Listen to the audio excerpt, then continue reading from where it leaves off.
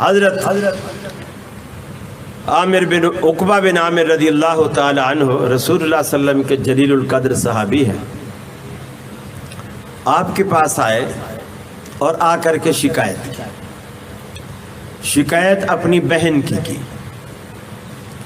وہ یہ شکایت کی کہ یا رسول اللہ صلی اللہ علیہ وسلم، میری بہن کو پتہ چلا ہے کہ آپ بھی اس سال عازم سفر حج ہے، آپ حج کا ارادہ رکھتے ہیں. تو اس نے بھی نیت کر لی کہ میں بھی آپ کے ساتھ حج پہ جاؤں گی، لیکن اس نے کچھ 3 شرطیں رکھی اپنے لیے، اپنے اوپر لازم کر لی.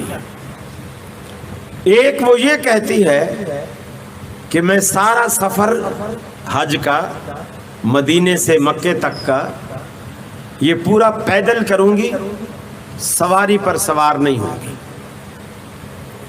اس لیے کہ حج میں مجھے جتنی تکلیفیں آئیں گی، میری تکلیفیں جب بڑھیں گی میرا اجر بھی بڑھے گا، ثواب بھی بڑھے گا، مجھے بہت زیادہ میرا حج مبرور بن جائے گا جو نیکیوں سے بھرپور ہوگا.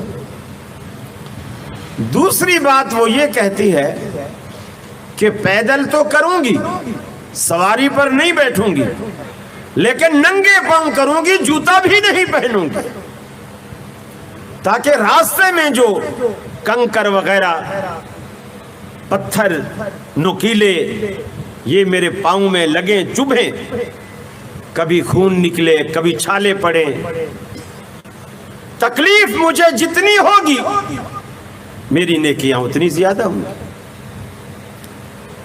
یہ صوفیہ بھی کچھ ایسی سوچ رکھتے ہیں. کچے دھاگے کے ساتھ کنویں میں الٹے لٹکے رہے 40 سال تک.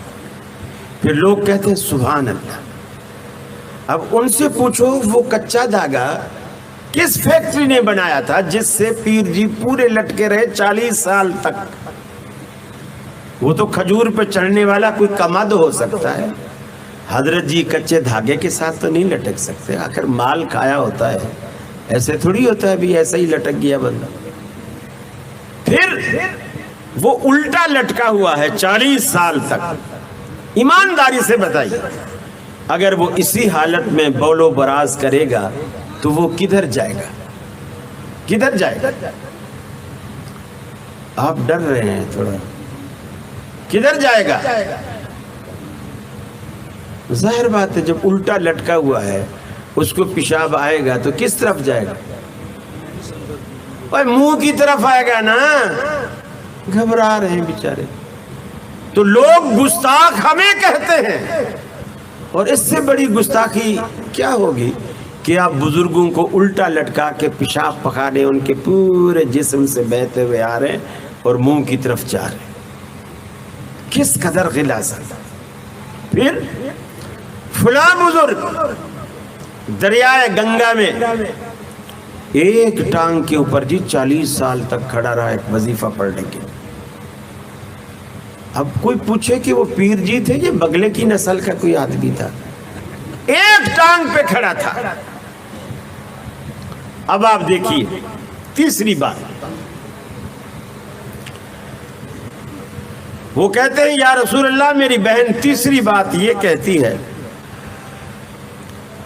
میں سارے سفر میں ننگے سر جاؤں گی، سر پہ دوپٹہ استعمال نہیں کروں گی، اس لیے کہ بکھرے بال ایک تذلل کی علامت ہے، اور میں اللہ کی دربار میں انتہائی پستی کے ساتھ پیش ہونا چاہتی ہوں تاکہ اللہ رب العالمین میرے اس تذلل کو اپنی جناب میں قبول کر کے مجھے عزت بھی دے، وقار بھی دے، اور میرے حج کو نیکیوں سے بھرپور بھی بنا دے. رسول اللہ صلی اللہ علیہ وسلم نے کہا اپنی بہن سے جا کر کے کہو اللہ کو تیرے ان تکلفات کی اور ان تکلیفوں میں پڑنے کی اللہ کو کوئی ضرورت نہیں ہے. اللہ کو کوئی ضرورت نہیں ہے. سواری پر بھی سوار ہو، جوتا بھی پاؤں میں استعمال کر، دوپٹہ بھی سر پہ استعمال کر تو ہمارے ساتھ جا سکتی ہے، ورنہ نہیں جا سکتی. نبی کریم صلی اللہ علیہ وسلم نے دو ٹوک الفاظ میں کہہ دیا کہ دین میں اگر کوئی حیثیت ہے تو میری سنت کی، میری سنت کے بعد پھر کسی رائے کی، کسی عقل کی، اس کی نیت کتنی ہی نیک کیوں نہ ہو، جیسے عقبہ بن عامر کی بہن کی نیت نیک ہے لیکن اللہ رب العالمین اسے قبول نہیں کر رہا، یہ پہلی اور بنیادی چیز ہے۔